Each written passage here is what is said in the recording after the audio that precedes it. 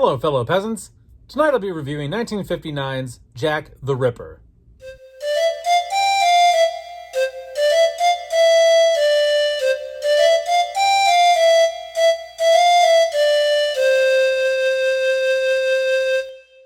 Okay, guys, so I watched Jack the Ripper. This came out in 1959. That was the release in the UK. 1 year later, it released in the US in 1960. What's it about? Okay, so this is a black and white 1950s Victorian period film that is based on the Jack the Ripper murders, and you follow the London police, Scotland Yard, and there's an American detective who's also brought in to help solve these murders, and you're just watching them piece clues together, show up to the murder scenes, and try to figure out who the Whitechapel murderer is, who is killing these prostitutes.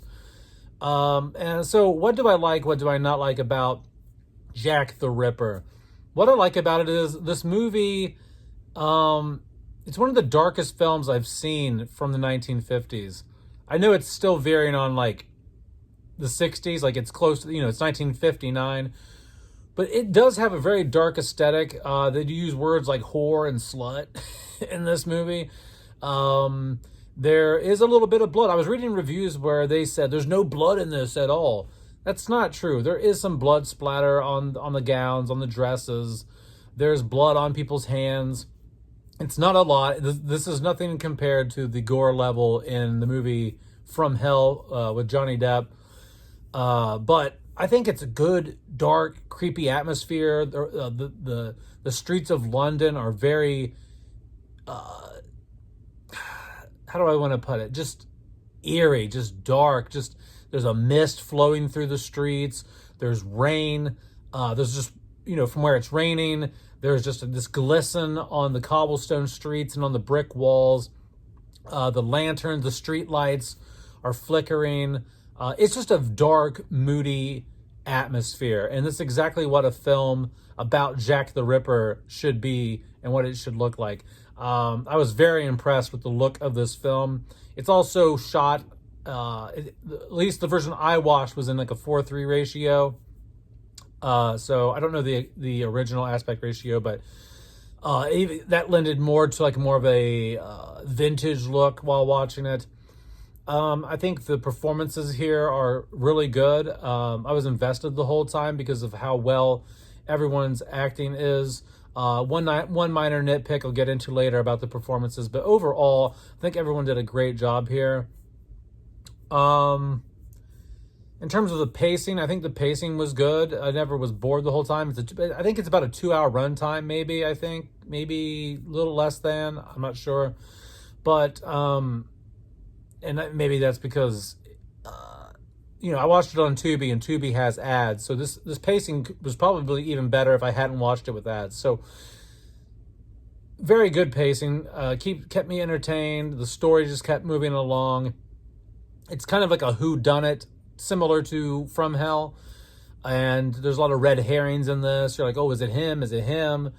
And so, yeah, I like the murder mystery type stuff. I've been watching a lot of the murder mystery type stuff with Dario Argento's Cat o' Nine Tails and things like that. So I really appreciate a good whodunit. I really do.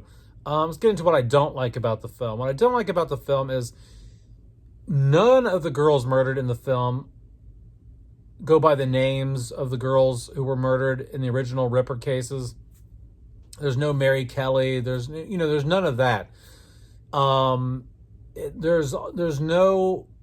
It's very loosely based. Like this movie could basically, if it wasn't set in Victorian England and they weren't calling him Jack the Ripper, this could have been about anybody. This is a very loose retelling of the events of 1888.